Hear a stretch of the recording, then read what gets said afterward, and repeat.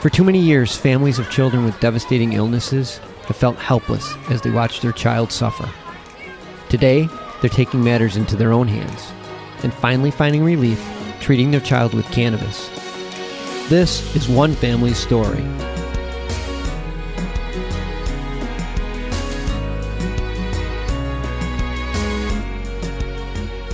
Hi, thanks for tuning in to another episode of Love and Cannabis. I am Nina. I'm Osiris. And we are the proud parents of Aiden. Hey everyone, how you guys doing out there? Welcome to another episode. Hope everyone's doing great. Hi everyone, thanks for tuning in. Yeah, we appreciate you. We've been getting a lot of responses from our podcast as of late. We want to thank everybody for listening in. And for those who have been reaching out, family and friends, thank you. Thank you. We really appreciate the support because it takes a lot to do this. It's not something, people may think it's easy, but it's, it takes some time, especially when you're raising a child and, we have, work schedules and all those things that may interfere, but we both feel this is something necessary. So we appreciate you and your time to, sit in and listen in to what we have to share. Yeah. So that being said, this episode, we're going to talk about other things that we did with Aiden outside of the CBD use. It's a laundry list, I tell you that much. Yeah, we do a lot with him and we're not afraid to try different things. I think we take it too far sometimes. Maybe. I think. I know. But I realize that we have to, because if we leave it to the doctors, they'll try it. So why not us, since we have to be with him every day and we have to be the ones to really, he's here with us. So we should be the ones to try these experiments that we research and we understand, we develop. And the fact that we have such different backgrounds and experiences, it helps. Definitely helps.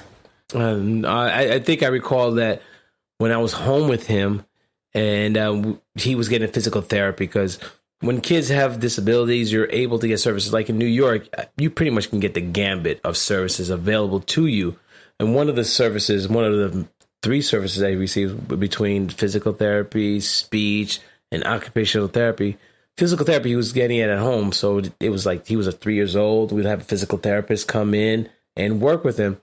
One of the things that he would do was just stretch his legs, because at the time he was really tight. What was it? Like his hamstrings were tight, his calves, what was it? The Achilles heel. Mm-hmm. That was really tight on him. So he would spend a lot of time stretching him. So every day he'll come in a half an hour and just stretch his legs, just stretch them. And I'm thinking to myself, but his legs are weak. He really couldn't, at the time, he couldn't really walk up and down the stairs. Really had issues. He would walk on his toes. That was a major issue with us, the fact that he did that. And we ended up getting braces for him, which was really uncomfortable. We felt bad for him. But one of the things that I did since I was home with him is that I helped him learn how to walk up and down the stairs. Mind you, folks, we're in the city. We don't have an elevator. We're in a 4th walk up. Yeah, so I counted one day. It was like 40 steps. Yeah. I think it's even more, like 80. Really? It's 80? That's double what I just said. 80, that's a lot of steps. I got to count that. Yeah, it's a lot of steps. Well, if you go up and down, yes. Yeah. If you go up and down, it's 80, just 80 steps a day that you have to. And that does not include getting to the train station, which is about 30 seconds to 45 seconds walk. And then you're going another 2 to 3 flights down those steps. So Aiden, I had work with Aiden with that, going up and down the steps, to really strengthen up his muscles and his cores and learning how to really walk those flights. Because at the time, I wasn't really feeling 100% while he was home with me. And so I was like, hey, Aiden, I can't carry you. You're just a big bundle of joy. We got to have you walking up and down the stairs. And felt that also that would help him with his physical therapy, one. And secondly, it would help him with his strength. Because things that he was doing early on, he was right on schedule for development. But then after the seizures, everything just seemed to stop. And his balance was off. His walking skills were off. Even his speech has stopped, really, and which was kind of strange. So it really concerned us, and especially for me, because I'm home with him now. Yeah.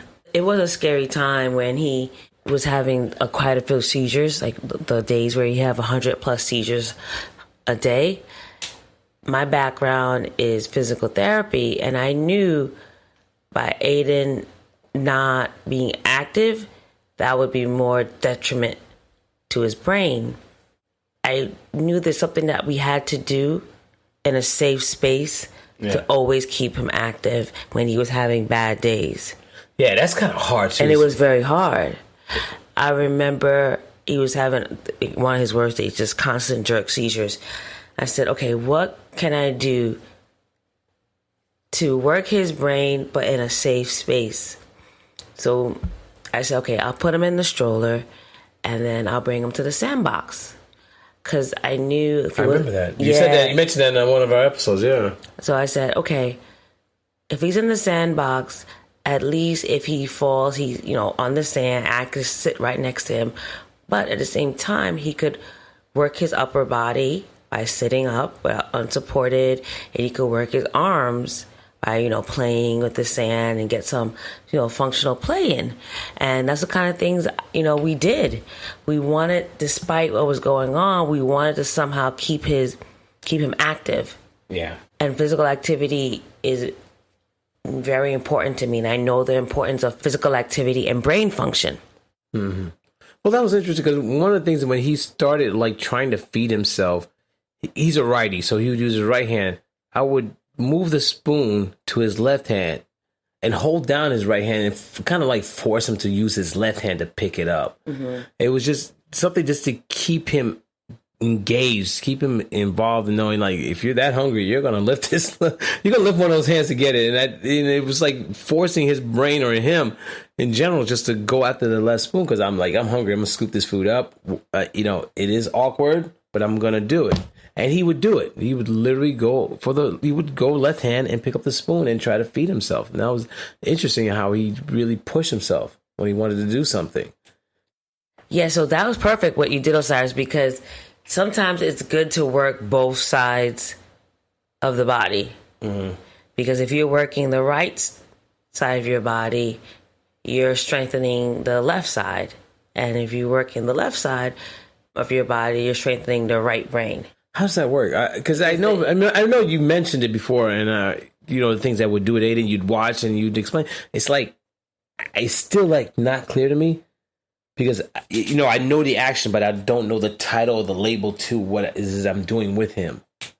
So basically, it just not to get into this whole neuroscience, technical neuroscience lesson is that you want to work your whole brain. So if you're right, so if you don't want to only work when you work out. You don't work out only one side of your body. You have to work out both. Yeah. So that innately you were doing that without knowing the science. Yeah. So what is this? I mean, there's a name for it, right? So basically, when you have a developing brain, the brain is plastic. Mm-hmm. So it's called neuroplasticity, meaning that the brain can change. It's not just a fixed state. So even if you have some damage to your brain from a stroke or seizures or traumatic injury, there's an ability that you can heal from these things. Really? You know what? It's interesting that you mentioned that because I recall you having, I remember you were doing a conference or a speaking engagement to patients who had a stroke. And I recall you talking about this, and I was like, well, how do we apply that? And you said, well, you're rewiring the brain. If you're causing the part of the brain to work in a certain way. So it was kind of confusing. I'm like, okay, what I'm trying to understand is that, okay, so one side of the brain is not really active. So working that other active brain kind of rewires the left, right? Or the right, or whatever is not working, basically. It kind of forces it to kind of rewire itself so it can extend. So the live part of the brain, the rewiring goes over into the left. Or that can happen. Really? That was seen in some patients with strokes. That's amazing. One, say the certain part of the left part of the brain is damaged, a different part of the brain will take over. And sometimes that's where you see people have complete recovery. That's amazing. Yeah. So I knew that exercise was really important. So we always stress that with Aiden. We're the type of parents that have him at the playground when it's like 35 degrees. Like, that's true. Like he has to get out. Like he has to work his brain. He has to keep active, keep strong, because he's having seizures, and because the seizures can be damaging to him. So we knew that, he always had to be active. For example, lately I've been doing this thing where we go on runs. Because one of my professors said that they did a study and they found out that running also has some neuroprotective properties, which means that just runners have less neurodegenerative damage when they looked at runners' brains versus people who didn't run. Neurodegenerative was you got to explain. I'm sorry. Just basically that the brain wasn't. The aging process was slowed down. Oh, really? Yeah, so it could protect the brain from damage. They said running. It's the same thing like CBD does. It's very similar to CBD. So cannabis helps with the slowing down the process itself. Of the brain damage, yeah. Wow, that's amazing too. So me and Aiden would go on runs. We gave him a scooter. Tell him about the scooter thing that you did. I thought that was pretty cool. That was interesting, the scooter, because as I stated before, Aiden's righty, so he would always use his right leg to push off. So that was his push off, the right leg. So I watched him. I would record him as he started doing this and working. There was a time where he couldn't even push off for a while. It took him some time just on the right leg because his muscles were so weak. Mm-hmm. And as time progressed, months, even close to a year of him strengthening his legs and able to push off his right, I said, well, what's going on with his left? Let's try the left. Let's switch it up. So I asked him, I said, Aiden, push off on your left.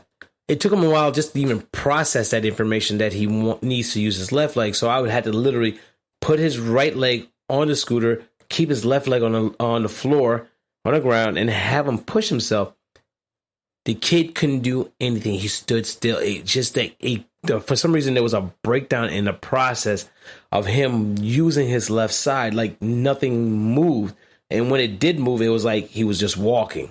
He could not propel himself forward. He couldn't even get that push off like he would go on his right. We did this every day. Since I saw that, I was like, okay, this is the game plan. You're going to work your left every day. I'm not even going to ask you about your right. Every time I see you go on your right, you're going to your left, and you're going to keep working. I would say literally it took him 2 days. I thought it was going to take him longer. It literally took him 2 days to figure it out and started moving. But I would say by the fourth week, he was using the fourth day. It seemed like as if his left and right were the same. They were worked in conjunction. It was literally amazing to watch him. It was amazing because I was like, how come I didn't think of this? Hey, you're the PT. Yeah, you get paid for this stuff. I'm like, that's genius. Just work the other side, the other leg, so we can work the other side of the brain. So I was like, wow. And just like any skill, after a while, he got really good. Yeah, he switches it up not to be cute. Yeah, you'll see him down the street. He doesn't even look in the direction he's going to. He'll switch it up. I'm like, wow, okay. But that came through, and that's one of the things I noticed though with him is repetition. He just has to go. But I mean, there are some families out there who have kids that are not at that stage who are still trying to get their balances. Like, there's kids out there who are stationary. And I mean, we talked about that, especially if a child's on CBD. And they're stationary, who may not have a fast metabolism like Aiden, and those, CBD all may act differently than they would in them than it would for Aiden. So the same thing would probably apply as well as for neuroplasticity in the exercising. If they're not being able physically to go out to do something, is there something they can do stationary that would keep them? Yeah, they're definitely, if they can handle it, there are definitely exercises that they can do sitting down. Mm-hmm. Not sure if it was. Yeah, there's definitely a lot of things they can do sitting down if they're able to do it repetitively. Like what? One of the things I remember someone told me is like, yeah, I would raise sugar, like a pound of sugar bags or 3 pound bags, and just raise them with one hand, switch it up. Or even someone who had surgery from carpal tunnels, they would take a can and they would just do wrist curls. They would so it's basically anything. Basically, you have to continue physical activity. And I know for us, a lot of people would say, wow, you do all that with your son and he has seizures. Like, yeah. And what was amazing about him, though, is that, especially like if he's doing homework, if he has a seizure while he's doing the assignment, he'll have a seizure, get upset for a little quick because he hates the feeling. Oh my God, this kid hates the feeling. But then he'll get himself together and like, I gotta finish. It's like this energy, like this tenacity, like I have to finish. Whatever he has started, he has to finish it. And which is amazing to watch. It's like, wow, he is determined. He's a very determined child. I have to ask you though, how much does that plays from neuroplasticity, the rewiring? How much of that plays into it? I definitely think it is huge. It's a huge difference. I think, yeah. I think because we're fortunate that our brains aren't fixed, so that every time I know that he has the ability to get better, and then it gives us like a sense of hope. He picks up quick on things. It takes him time, but he like once he gets it, it's like he's hooked on it. I noticed that with like games online, certain things. He grabs the phone. I remember the time he couldn't even repeat numbers. Now he's repeating numbers. Now he knows like our passcodes to our cell phones. Yeah, so it's nice to see when you literally see you got your credit card on that phone. It's nice to see when your child's healing. Yeah, it is. It is great because especially when you start at the beginning thinking like, what's going to happen? What's going to become of him? And then you see these changes and you're like, okay, we're on the right track. We just got to keep pushing him, keep moving forward, feeding him the right foods, giving him exercise, eating, drinking, water, all those things that he needs for his body to develop, especially the brain is so fragile. It is fragile, but yet strong because it could take the trauma and still recover. And I've seen that. Yeah, I remember you told me the story about that one patient who couldn't walk. And after you were done with him, he was walking and he was like in marathons. I was like, whoa. Yeah. So I've seen some amazing recoveries from brain injuries. Patients that couldn't even sit up without two people holding them up. Leave the rehab gym. They leave the unit walking. That shows that our brain has the potential to recover from a lot of trauma. So never give up on your kids. No, I don't think any parent wants to give up on a child. Don't think that, this is it. There's always some room for improvement. Oh, always. I think it's more up to the parent. It really is. You know what? It's not I think. I know it's up to the parent because your child's dependent on you. You got to set the table, the standards or situation for where you can help your child develop. And it's hard, especially when you got to work. You got financials, you got the relationship, you got all these things. But if everything around you is about that child's development, it will come together. And it's like you put that game plan. You have family and friends that come over, like, hey, spend some time with my child. Help them. Develop. And like for our family, I tell my brothers and sisters that, hey, when you guys come over, I want you to spend time with my son. But at the same time, I want you to teach him something different. It's not that he just sees us all the time. That he gets something from his aunt and uncles and his godfather and his godmother. He gets a different experience. And then he could add that to his repertoire in the sense of his development. That helps. I mean, like they say, it takes a community to build a child. And it comes from this situation like this as well. Yeah, definitely. It just got to keep working with your child and try to figure out how they learn. I think that's also was a huge to know where he was and then take him to the next level. Yeah, that's so important. But that comes from spending time with your child too, watching them, observing, giving them certain situations to be in. Giving things. I remember one time when Aiden, I wasn't too sure if he could not crawl, but to get out of a crib because you watch YouTube channels, you see kids escape from their crib. And I would watch Aiden try to get out. And I'm like, okay, I got to help him do it the right way.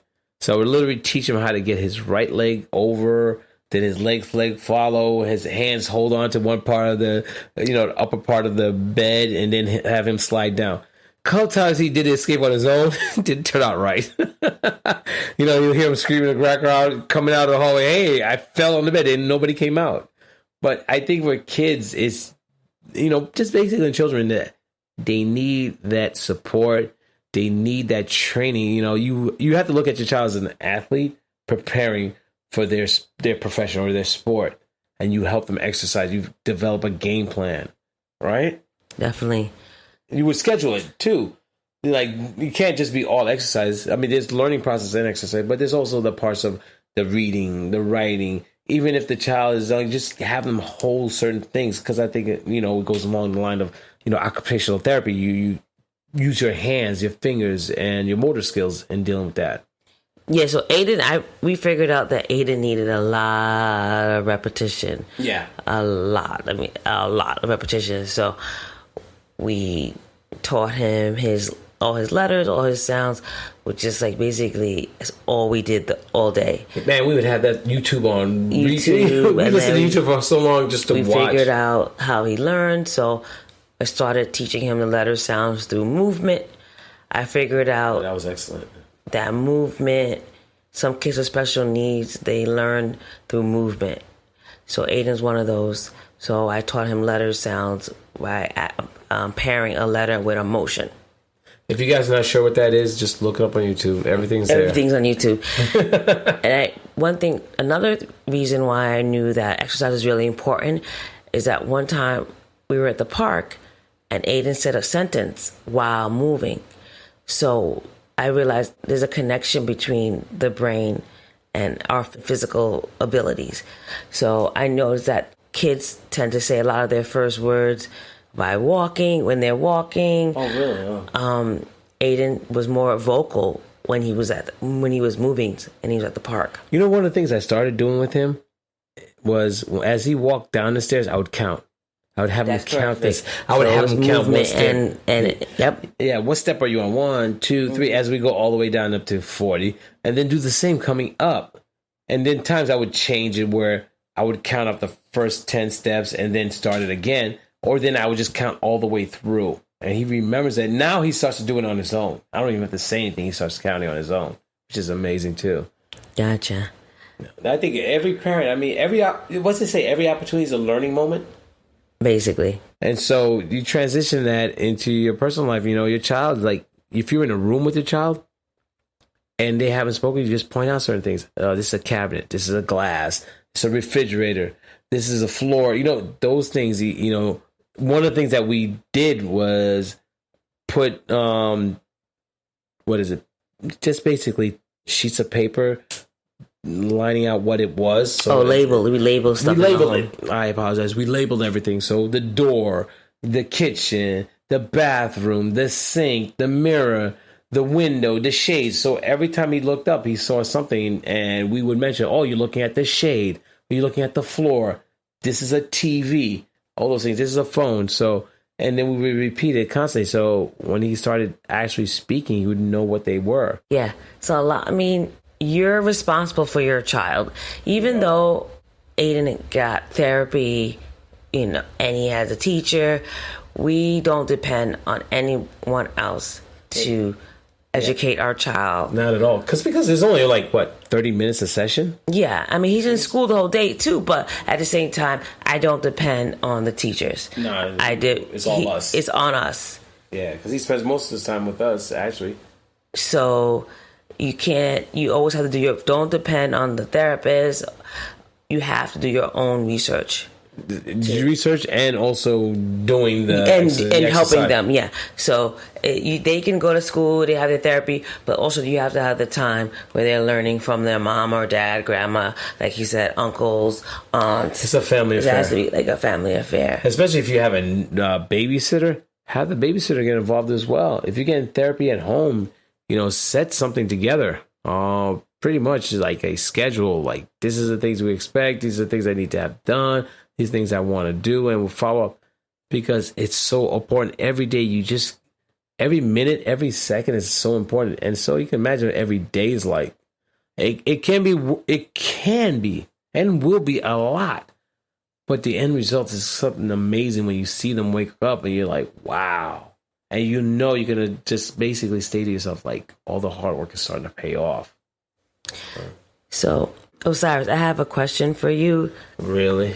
Oh, boy. Here we go. So, are we done? Is that what you're saying right now? Because you go right into the question.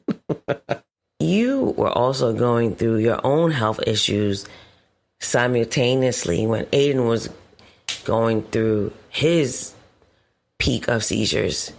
Peak. I would say basically. So 2 to 3 days after I came out of the hospital. Yeah. So we never really discussed that. I don't think it's something that we wanted to talk about. I don't think we were ready to talk about it. It was a lot. It was a lot. And it started before he was diagnosed with his epilepsy. So this was something that was going on for about at least 4 months leading up, 4 to 5 months leading up. Yeah, so it was December, January going into that year.